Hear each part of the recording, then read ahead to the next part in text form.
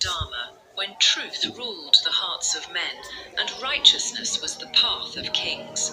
A woman whose purity could outshine the sun. Her name was Sita, the daughter of Earth, the wife of Lord Rama, the symbol of devotion and sacrifice. But even the purest souls must face the fire of destiny, and for Sita, that fire became the ultimate test. Agni Pariksha. This is not just a story of trial. It is a journey of a woman's silent strength, divine dignity, and the truth that burned brighter than flames themselves. After the long and devastating war in Lanka, Ravana was defeated. The world rejoiced. The forces of Dharma had won. Rama stood victorious, a hero, a savior. But amidst the victory chants, Sita stood apart, rescued yet broken by months of captivity. She had endured the darkness of Ashok-Vatika, the humiliation of Ravana's advances, and the pain of separation. Yet her faith in Rama never wavered. She waited for that one moment to see her beloved, to return home, to end the endless nights of sorrow. But destiny had other plans. When Sita was brought before Rama, she looked at him with eyes full of love and tears. But Rama's gaze was distant, heavy with duty, and shadowed by doubt.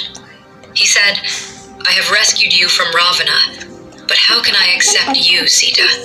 You have lived in another man's palace. How can I prove your purity before the world?"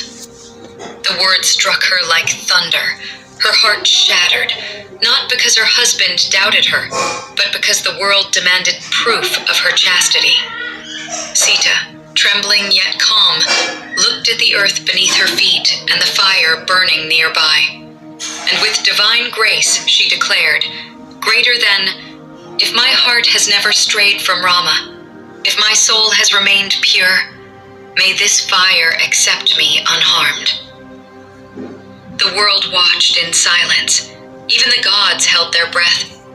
Sita walked toward the flames, each step echoing courage beyond human comprehension. The fire blazed high, yet she walked with serenity, her eyes closed, chanting Rama's name. The flames wrapped around her, but not a strand of her hair burned. The gods appeared, their voices filling the heavens. "O Rama, O men of earth, this woman is pure. The fire itself has testified to her truth." Sita emerged untouched, radiant like 1,000 suns, glowing with divine light. But though the fire spared her, the scars of doubt had already burned deep within her heart.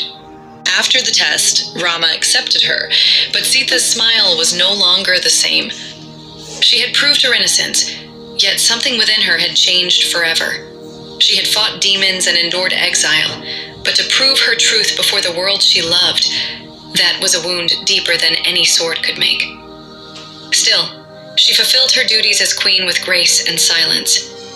The people praised Rama's justice, but forgot the tears behind Sita's eyes. And when the whispers of society rose again, when her purity was once more questioned, Rama, bound by the laws of kingship, banished her to the forest. Even then, she did not curse her fate. She raised her sons Lava and Kusha with the same faith, the same righteousness.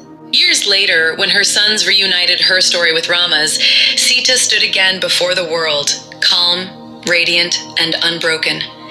She looked to the sky and said, "If I have remained pure in thought, word, and deed, let the earth, my mother, receive me." The ground trembled. The earth split open, and in a divine moment, Mother Earth embraced her daughter once more.